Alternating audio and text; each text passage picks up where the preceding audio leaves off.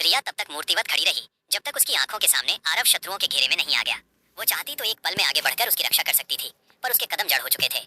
उसी क्षण आरव को यह बोध हो गया कि जो स्त्री कभी अपनी सांसों की परवाह किए बिना उसके आगे ढाल बनकर खड़ी रहती थी, वो अब उससे पूरी तरह मुंह मोड़ चुकी है। और इस दूरी का कारण कोई और नहीं, वो स्वयं था। रिया उसकी निजी अंगरक्षक थी, वो स्त्री जिसने अनगिनत बार मृत्यु को चुनौती दी थी केवल उसके लिए।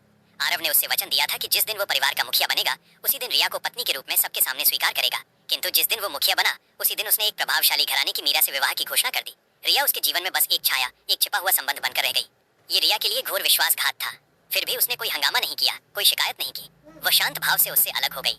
आरव को लगा कि ये केवल उसका अस्थायी रूठना है और वो जल्द ही लौट आएगी। उसे ये आभास नहीं था कि रिया इस समय की स्त्री नहीं थी। वो 1000 वर्ष पूर्व के युग की एक वीर योद्धा थी।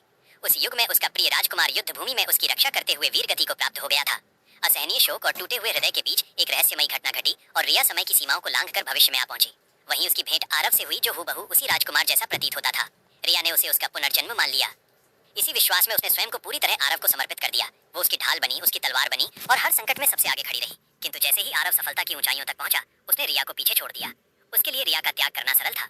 यही रिया के लिए अंतिम आघात सिद्ध हुआ। तभी उसने अपने मूल युग में लौटने का निर्णय ले लिया। अगले दिन वो एक नीलामी में पहुंची जहां एक दुर्लभ जेड का लॉकेट रखा गया था।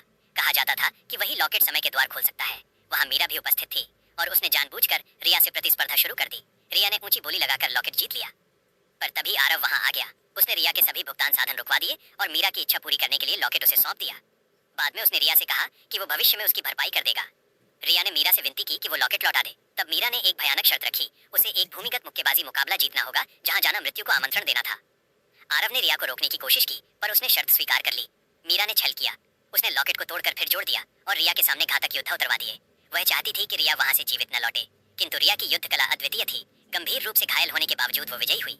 जब उसने लॉकेट हाथ में लिया तब उसे ज्ञात हुआ कि वो क्षतिग्रस्त किया जा चुका है। वो मीरा से प्रश्न करना चाहती थी पर मीरा आरव की आड़ में छिप गई। आरव ने बिना सच्चाई जाने रिया को दोषी ठहरा दिया। उस पल रिया ने सब कुछ समझाना छोड़ दिया और वहां से चली गई। बाद में उसे ज्ञात हुआ कि अगले दिन 7 सितारों का दुर्लभ संयोग बनने वाला है जो समय और लॉकेट के साथ मिलकर उसे उसके युग में लौटा सकता था। किंतु उसी रात उसका अपहरण कर लिया गया। जब आरव घटनास्थल पर पहुंचा उसने रिया और मीरा दोनों को बंधा पाया। अपहरणकर्ता ने शर्त रखी, आधी संपत्ति देकर केवल एक स्त्री को बचाया जा सकता है। आरव ने बिना एक पल सोचे मीरा को चुन लिया। उसी क्षण रिया का हृदय पूरी तरह चकनाचूर हो गया। मीरा के सुरक्षित होते ही आरव ने आदेश दिया कि रिया अपने बंधन तोड़कर सभी अपहरणकर्ताओं को परास्त कर दे।